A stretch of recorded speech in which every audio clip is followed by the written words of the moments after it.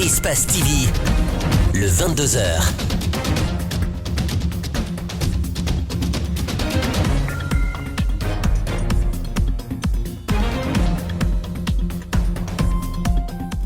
Le 22h pour vous informer, au plaisir de vous retrouver dans cette édition. Bonsoir et bienvenue à la une de l'actualité. Elle a duré 3 mois et vient de prendre fin ce vendredi.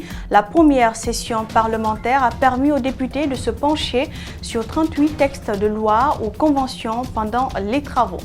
Ils sont jeunes entrepreneurs et viennent de bénéficier d'un financement pour amorcer leur entreprise avec 0% d'intérêt. Cette initiative du ministère de la Jeunesse et de l'Emploi jeune veut encourager cette couche sociale dans le développement de la Guinée.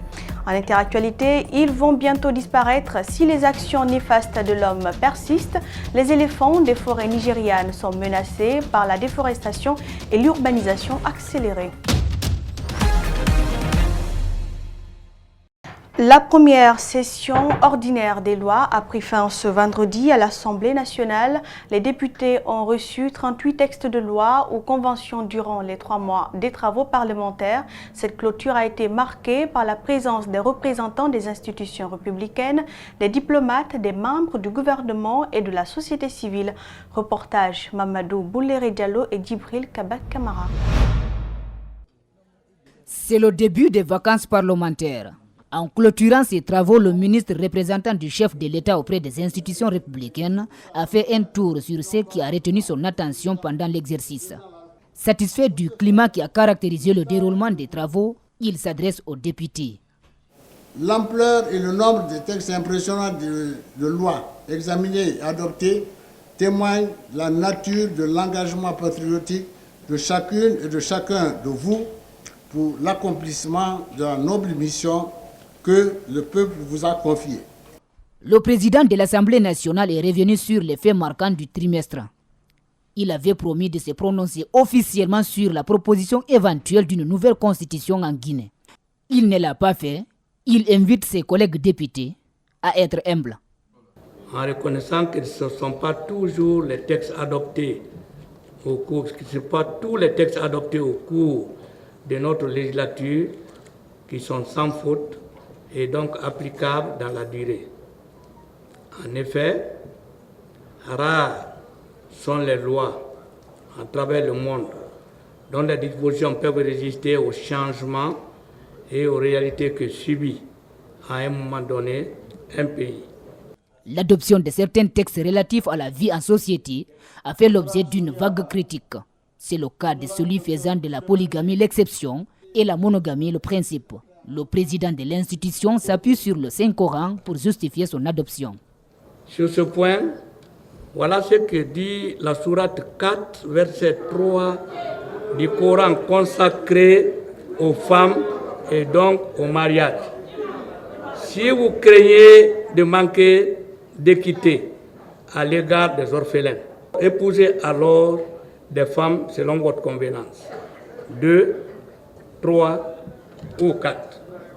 Mais si vous craignez d'être partiaux, limitez-vous à une seule ou à votre droit de propriété. Au sortir de la plénière, les députés se sont confiés à la presse. Certains sont insatisfaits, d'autres par contre disent être fiers du devoir accompli. Éducation dans cette édition, le lancement officiel des premières épreuves de l'examen d'entrée en 7e année session 2018-2019 a eu lieu ce jeudi sur l'étendue du territoire national à Marella, dans la préfecture de Farana. C'est le ministre de l'Éducation et de l'Enseignement préuniversitaire qui a donné le coup d'envoi, accompagné d'une forte délégation. Maurice Sangaré a exhorté les candidats de respecter les consignes données par les autorités des services des examens au Minatou Sidibé, Aboubakar Din Kamara.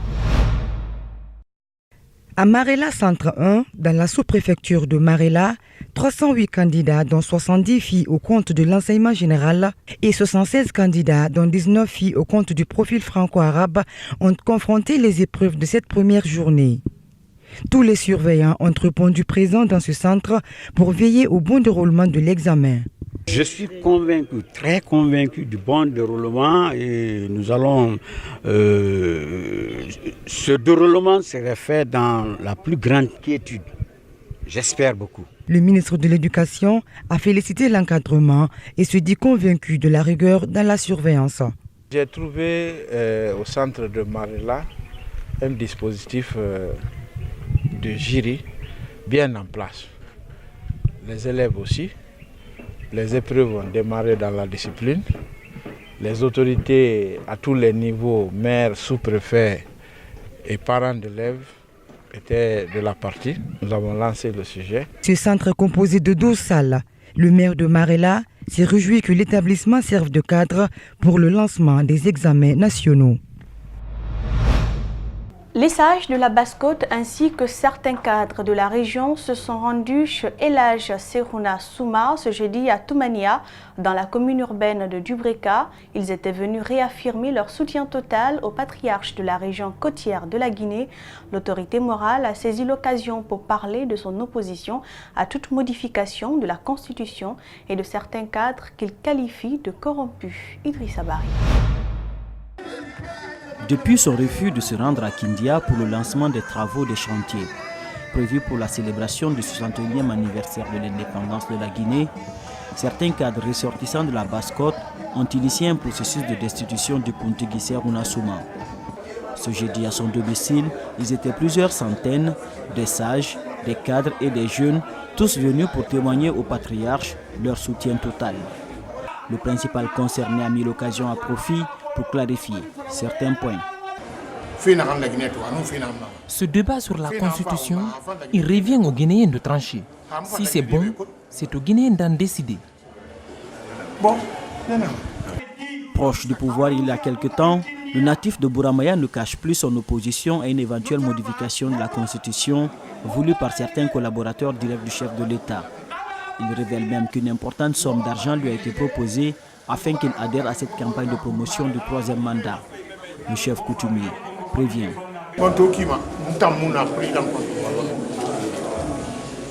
Je ne suis pas contre le président de la République. Je lui ai plutôt dit qu'il est mal entouré et que ses collaborateurs l'induisent en erreur. Le Kuntigi de la Basse-Guinée estime que c'est à cause de sa position par rapport à ce projet de modification constitutionnelle qu'il a été ignoré par les autorités lors des obsèques de la mère du Premier ministre Ibrahima Kassouri Fofana qui ont eu lieu récemment à Forikaria. Il prévient cependant que cela ne va nullement le faire changer de position.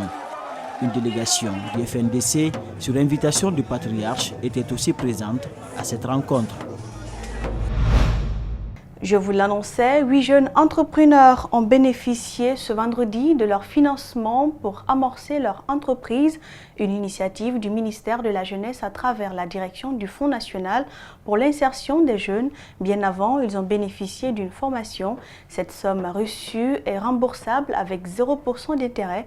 Il est question d'accompagner ces jeunes dans le développement de leur entreprise. Al-Seni Bari, Abdoulaye Kamara. Sur 22 personnes formées à l'esprit d'entreprise et appuyées à la gestion de micro-projets, seuls 8 ont été sélectionnés. Ils vont être accompagnés financièrement et techniquement dans la mise en place et la consolidation de leur entreprise. Ces financements devront être remboursés avec un taux d'intérêt de 0%. Aujourd'hui, notre attente vis-à-vis de ces jeunes, c'est qu'ils pérennisent l'entreprise et deuxièmement qu'ils remboursent les fonds. La chance qu'ils ont eue, d'autres n'en ont pas eu, pour donner beaucoup plus de chance à d'autres entreprises. Parmi les lauréats, Abdourahman, avec son projet Negre Center, il bénéficie de 15 millions de francs guinéens, une somme qui sonne comme un signe d'encouragement et de vive détermination. Je travaillais déjà, mais il y avait un manque de moyens. Donc, quand j'ai entendu parler du FONE, j'ai dit pourquoi ne pas tenter ma chance pour voir si je pouvais bénéficier d'un soutien financier pour booster encore plus mon entreprise, parce que je compte l'étendre encore plus. Donc, ce montant, je compte l'injecter directement dans le business que je suis en train de mener actuellement. Cette initiative du ministère de la Jeunesse, à travers le Fonds national pour l'insertion des jeunes, permet de favoriser l'insertion socio-économique et professionnelle de cette couche, en luttant contre le chômage et la migration clandestine. Nous souhaitons que vous vous inspirez de ces succès pour bâtir vos propres empires et susciter autour de vous de nouvelles innovations.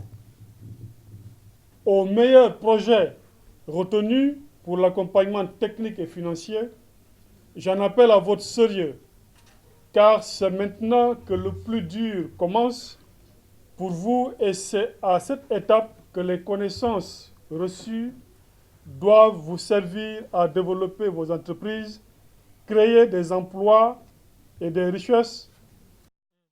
La crainte du ministère de tutelle demeure donc le non-remboursement de ces financements, ce qui pourrait impacter négativement le projet et d'autres à venir, a mis en garde le ministre de la Jeunesse. Nous restons toujours dans le même cadre. Lié, la formation des jeunes aux besoins du marché reste un défi pour le gouvernement guinéen. Ce jeudi, le ministère de l'Enseignement supérieur et de la Recherche scientifique, en collaboration avec le programme Booster les compétences pour l'employabilité des jeunes en Guinée, BOSEJ, a lancé à Conakry une session de formation d'une semaine en faveur d'une quinzaine d'enseignants-chercheurs sur le multimédia. Ce programme de formation vise aussi à rapprocher les établissements d'enseignement professionnel, technique et supérieur afin de favoriser l'emploi des diplômés. Malik Sangiana Kamara.